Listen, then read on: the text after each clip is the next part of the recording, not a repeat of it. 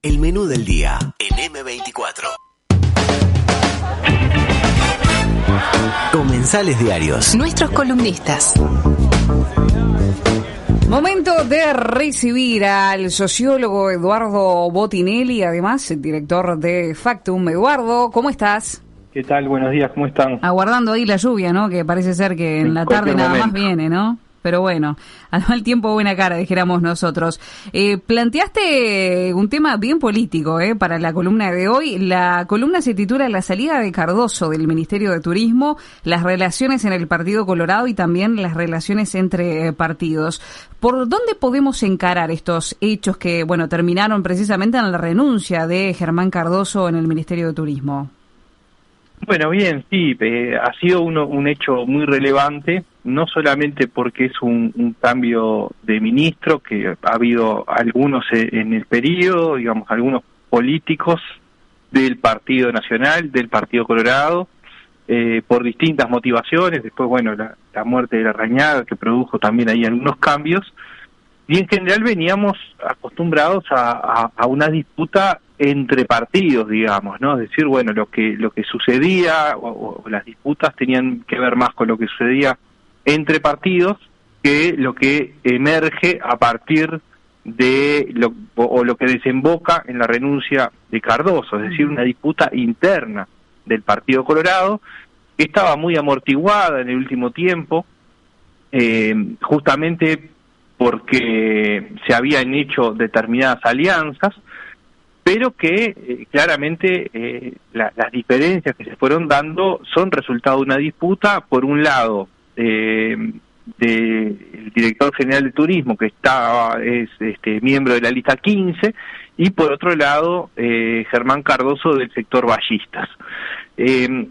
Esto inició con una denuncia, ¿no?, interna, no solamente adentro del ministerio, sino dentro del Partido Colorado, y que en un principio había recibido Cardoso como ministro una suerte de respaldo del presidente de la República, pero que diría un respaldo atenuado. ¿Qué quiere decir con esto? Que en realidad cuando el presidente salió declarando públicamente que se había reunido con Germán Cardoso, él cuidó un poco las palabras y dijo algo así como que, bueno, desde el punto de vista formal, lo que le había presentado, los expedientes que le había presentado Germán Cardoso, no presentaban cuestionamientos desde el punto de vista formal, legal, sí, ¿no? Es decir, no fue más allá de eso en su declaración.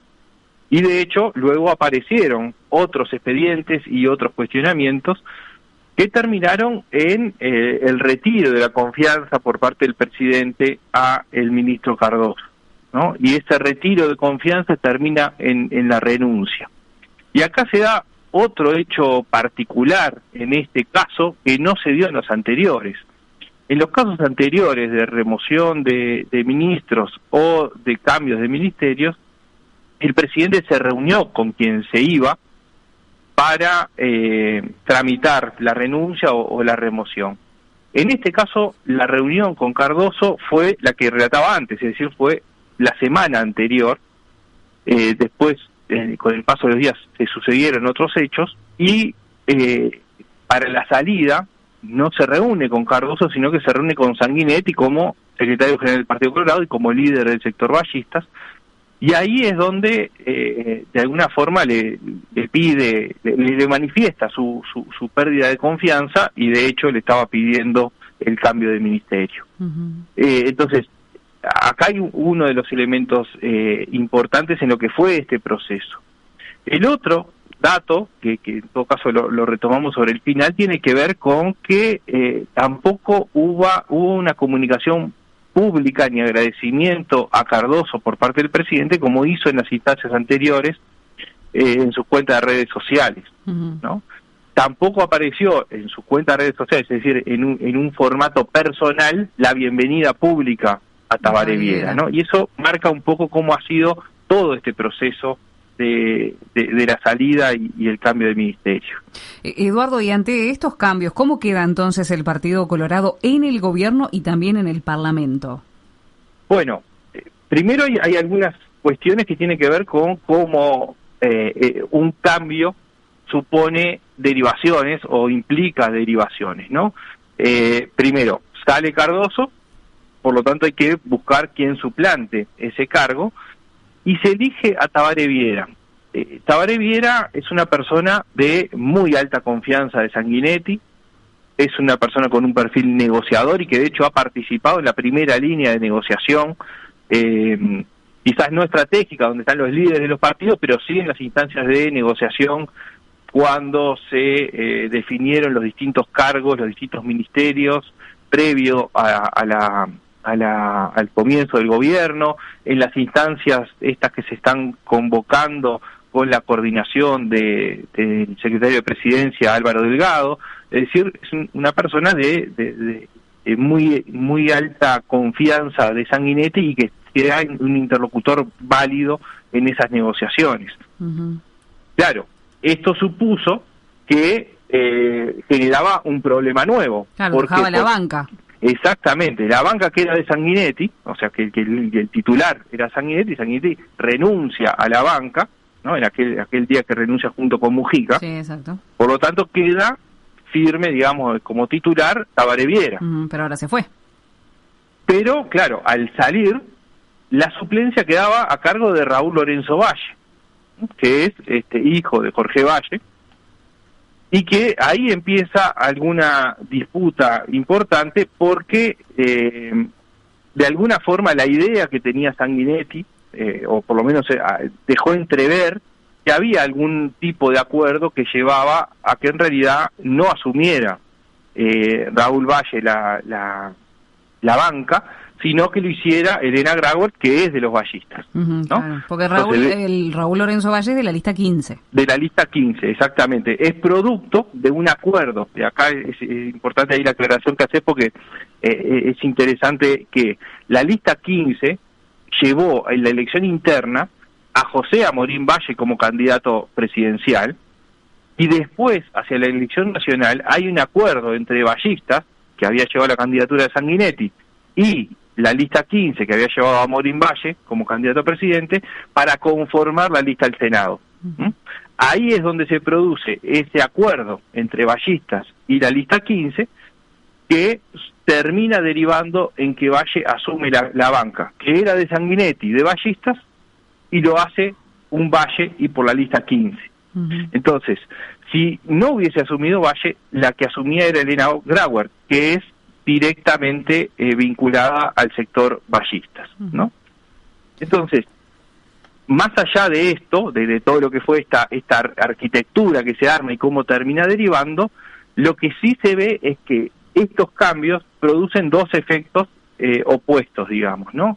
El primero es que el Partido Colorado de alguna forma queda debilitado en el Senado, porque quienes quedan en el Senado tienen relativamente poca experiencia y poca trayectoria política, y también han quedado de alguna forma reacomodándose con la salida de Talvi, ¿no? Es decir, el caso de Carmen Sanguinetti, el caso de Lanz, que son senadores que vienen de Ciudadanos, el caso de Lanz muy vinculado a Adrián Peña.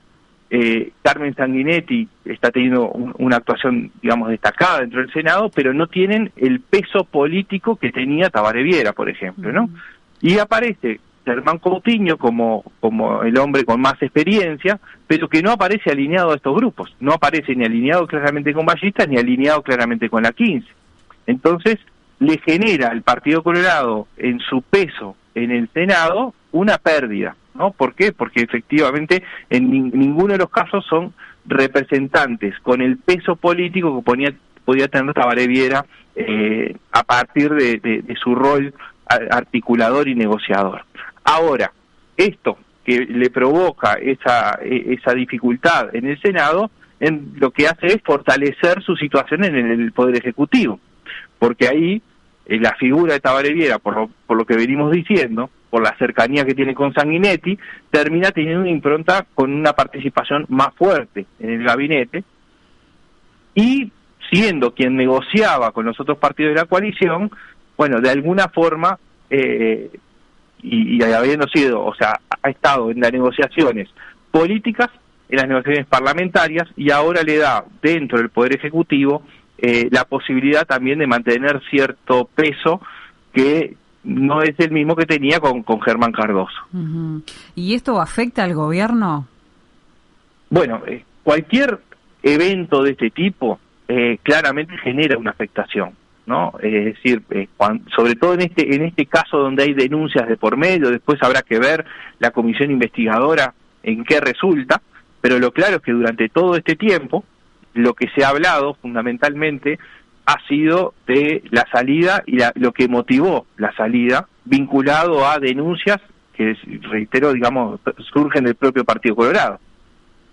Ahora, lo que no sabemos es si esto va a afectar a todos los partidos por igual, a todos los partidos que conforman la coalición, o si afecta solo al Partido Colorado, si afecta al gobierno en su conjunto y no al presidente, al gobierno entendido como una globalidad y no al presidente, o también afecta la imagen del presidente de la República, ¿no? Uh-huh. Lo que sí aparece bastante claro es que por las acciones de la presidencia de la República en su accionar, del presidente en forma personal, un poco por lo que decía antes sobre cómo no hubo reunión, no hubo una declaración firme, los movimientos que se realizaron fueron llevados de alguna forma para amortiguar el impacto que puede tener este hecho sobre la imagen del gobierno y fundamentalmente sobre el presidente y la presidencia de la República, ¿no?